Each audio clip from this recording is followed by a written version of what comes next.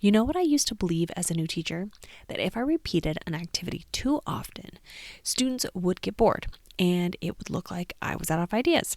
So I kept switching it up constantly. And honestly, that belief made my job harder than it needed to be because I was constantly reinventing things that could have been routine. Now, I believe something totally different.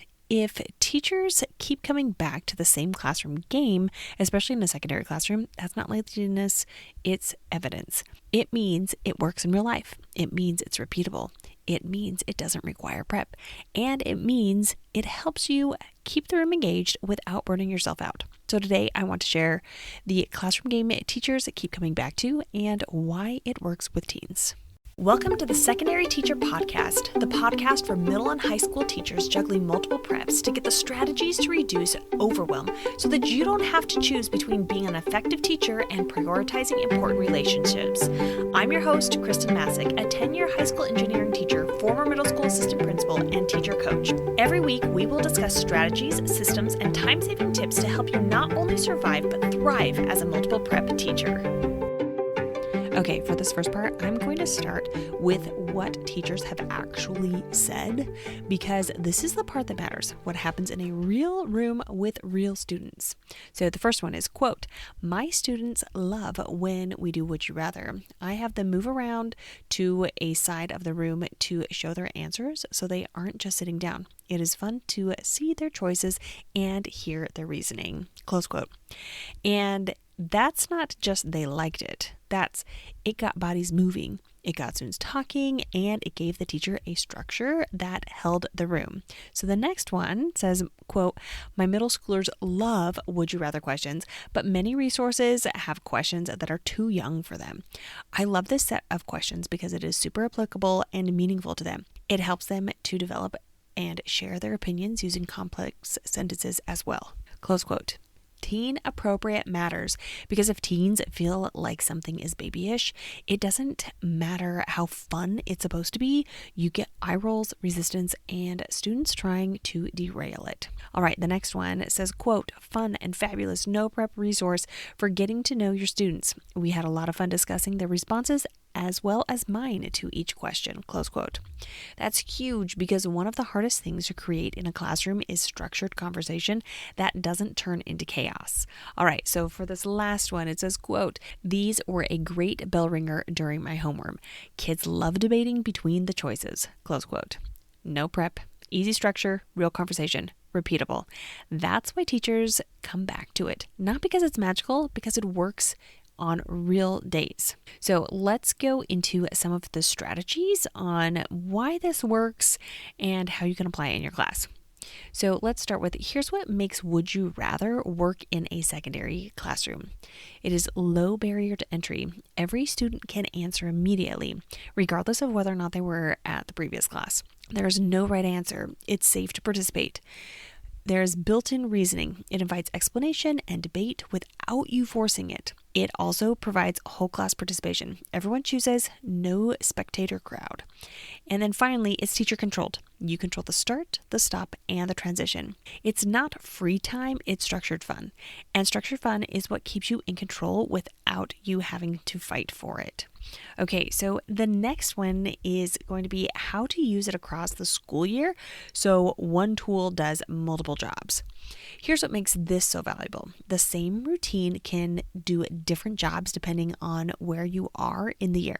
So when you are in August, September, which would be kind of that honeymoon season, you can use it as an icebreaker and a relationship builder. Students are nervous. They're figuring out who's in their class. They're trying to read the room. Would You Rather gives them something safe to talk about that isn't academic pressure. It helps you learn about them, and it starts building the kind of classroom culture where students feel comfortable participating. Now, in October through December, this is usually survival season. Use it as a reset when energy crashes. This is when your honeymoon wears off. Students are tired, you're tired, the room feels heavier. A 90-second would you rather can pull the room back from the edge without you requiring to invent something brand new when you're already exhausted. All right, moving on to January and February. This is when you're starting to get rejuvenated for the end of the school year and even starting to look forward to next year. You can use it to reestablish routines and rebuild connection. You've had a break. Students have had a break, but now you're all back and the rhythms feel off. This is a great time to bring back a familiar routine that reminds students how to participate, how to talk to each other, and how to settle back into the structure of your classroom. So let's look at March through May, testing plus burnout season. Use it as a quick engagement when you're running on fumes. Testing season is brutal. Students are checked out. You're managing a million things.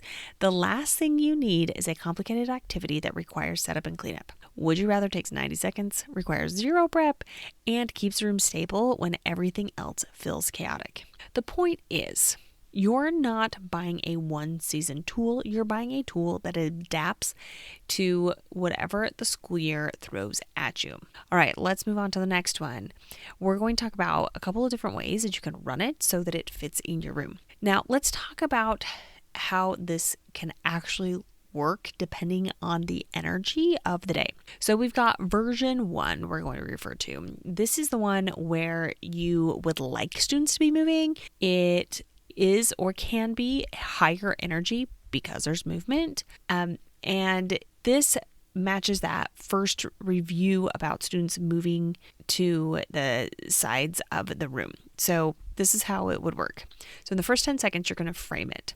So you tell your students, hey, we're going to do a quick reset. It's going to be about 90 seconds. Then we're going right back. So then you have them ready and you ask the question, would you rather blank or blank?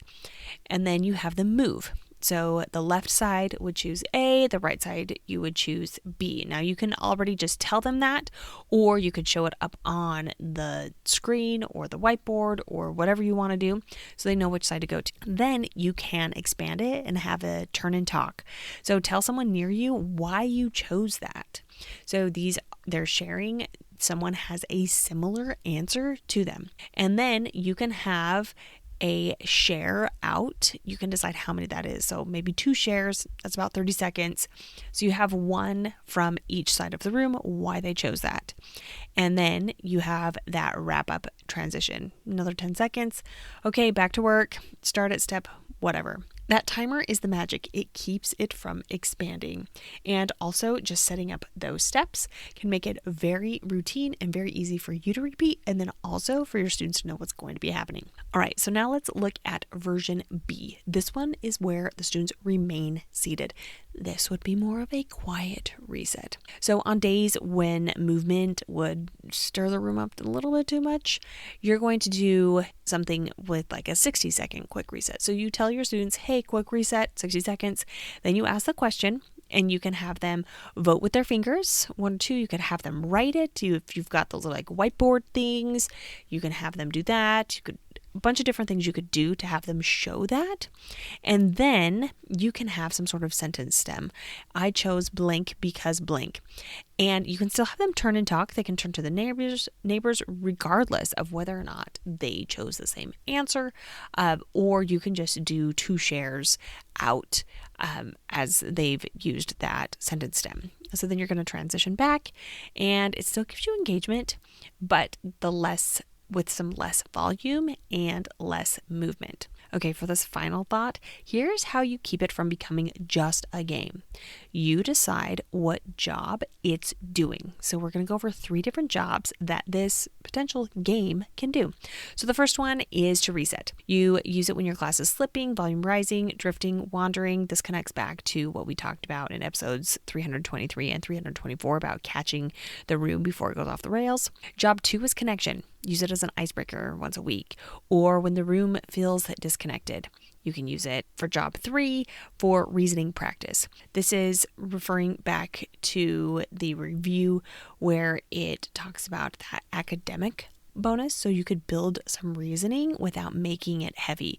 And here are some sentence stems that you can do for that. I chose blank because blank, or I'd pick blank unless blank. I would choose blank before blank. It stays fun, but it strengthens students' thinking and speaking, especially valuable for any students that you might have in your class that might be multilingual learners. Okay, now to wrap things up, if you've been putting pressure on yourself to constantly switch it up, I want you to hear this. Repeating something students like isn't boring, it's stabilizing. Students like predictability more than we think, especially teens. And you deserve a handful of go-to routines you can run without planning a whole new activity every single time the clock surprises you. That's why teachers keep coming back to this. It works on real days. If you want a teen-appropriate set of would you rather questions ready to go, no prep, no Googling, no this is too young, I'll link would you rather for teens in the show notes. And if you want multiple go-to options so you're not relying on one thing every day, the student engagement activities bundle includes would you rather for teens plus MASH and categories, so you can rotate your routines without reinventing your planning. I'll link both in the show notes. Next episode, we are going to be talking about why Googling classroom games in the moment never works and how to build a go-to plan you can actually use when your brain is tired. Until next week, take care of yourself and keep building systems that work for you.